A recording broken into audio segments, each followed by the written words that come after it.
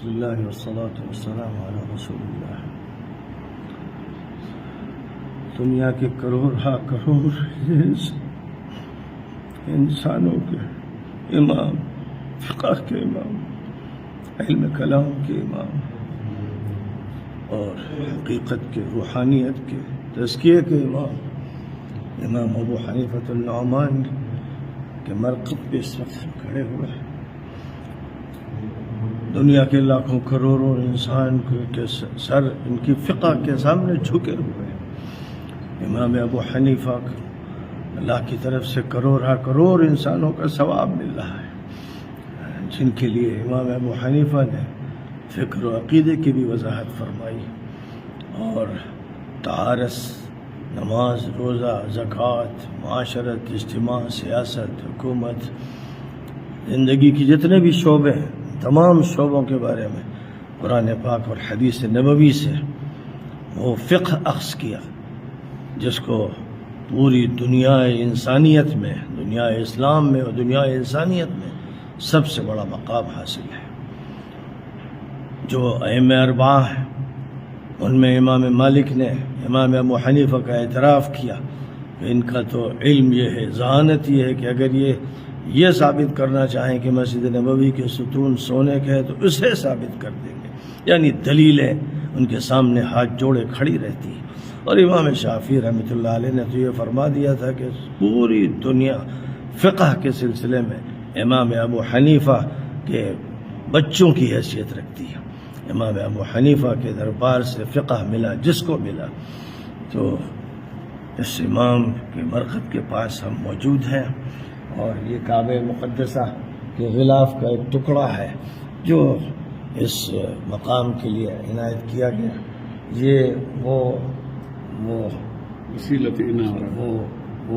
چیز ہے جس سے چراغ جلایا جاتا تھا. جس قدیم زمانے میں یہاں سے اس پر تیل ڈالا، اس پر بتی ڈالی جاتی تھی، روشن کیا جاتا تھا. بہرحال یہ وہ مقام ہے کہ جس مقام کے سے یعنی در حقیقت امام ابو حنیفہ رحمۃ اللہ علیہ کی فقہ سے وہ تو کوفہ میں پرورش پاتے رہے، اور اس کے بعد اس وقت کی جو حکومت تھی مجرم اور ظالم، اس حکومت نے ان پر ظلم کیا صرف اس لیے کہ انہوں نے امام زید ابن علی ابن الحسین کے حق میں فتویٰ دیا تھا.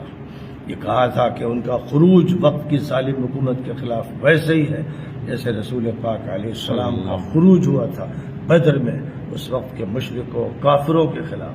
یہ موقف تھا امام ابو حنیفہ کا، اور اسی بنیاد پر ان کو کوڑے لگائے گئے. یہی وہ موقف تھا پھر آگے چل کر ائمہ اہل بیت کے ساتھ، محمد ذو النفس الزکیہ کے ساتھ، جس کی بنیاد پر وقت کی ظالم حکومت نے ان کو جیل میں رکھا اور زہر دے کر ان کو ختم کر دیا.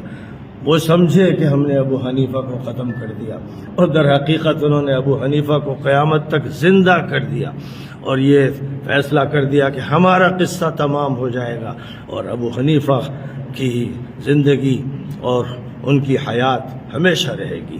دنیا میں بھی کروڑ انسان ان کو مانیں گے، اور ان کے ذریعے ان کی فقہ کی روشنی میں طہارت حاصل کریں گے، نماز پڑھیں گے، روزہ رکھیں گے، زکوٰۃ دیں گے، حج کریں گے، اور اپنے تمام معاشرتی معاملات بھی ابو حنیفہ کی شاگردی کے ذریعے طے کریں گے. ظاہر ہے کہ ہم سب ان کی فقہ کے شاگرد ہیں، اور اللہ تعالیٰ کا شکر ادا کرتے ہیں، اللہ کی حمد و ثنا کرتے ہیں کہ اللہ نے آج ان کی روح سے ملاقات عطا فرمائی. ہم نے ان کو سلام کیا، ان کی روح نے جواب دیا، تو ہماری ان سے ملاقات ہو گئی.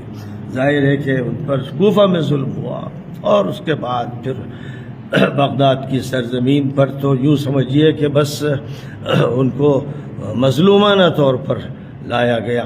لیکن اللہ کا فیصلہ تھا کہ ان کے نام پر صرف عراق میں نہیں، صرف بغداد میں نہیں، دنیا کے چپے چپے پر مدرسے قائم ہوں گے. میں نے اپنی آنکھوں سے اب فقہ ابو حنیفہ کے مدرسے کینیڈا میں دیکھے، امریکہ میں دیکھے، جاپان میں دیکھے، افریقہ میں دیکھے، ایشیا میں دیکھے، اپنی آنکھوں سے دیکھا کہ لاکھوں کروڑوں انسان کس طرح ابو حنیفہ کی شاگردی اختیار کر رہے ہیں۔ اللہ ان کے درجات بلند فرمائے، مقامات بلند فرمائے، اور نبیین و صدیقین و شہداء و صالحین کے ساتھ اور نبی پاک علیہ السلام اور ان کے گھر والوں کے ساتھ ان کو اکٹھا فرمائے، اور اللہ ہم سب کو بھی قبول فرما لے، حاضری قبول فرما لے، اور ہماری نسبت کو اللہ قبول فرما لے، اور ہم کو بھی پھر وہ مقام عطا فرمائے کہ جس مقام کی تمنا کرتے کرتے دنیا سے اولیاء گزر گئے، اور ظاہر ہے کہ بڑے بڑے اولیاء بھی امام ابو حنیفہ کی جوتیوں میں بیٹھنے پر فخر محسوس کرتے تھے۔ وقت کے مفسر ہوں، متکلم ہوں، محدث ہوں، فقیہ ہوں، اصولی ہوں، سب کے سب ابو حنیفہ کے شاگرد رہے، اس پر فخر محسوس کرتے رہے۔ اللہ تعالی ہم سب کو اس کی توفیق عطا فرمائے کہ ہمیں صحیح معنی میں فقہ نصیب ہو۔ اللہم فقہنا فی الدین وعلمنا التاویل، اللہم فقہنا فی الدین وعلمنا التاویل، اللہم علمنا ما ينفعنا وانفعنا بما علمتنا وزدنا علما وعملا یا ارحم الراحمین۔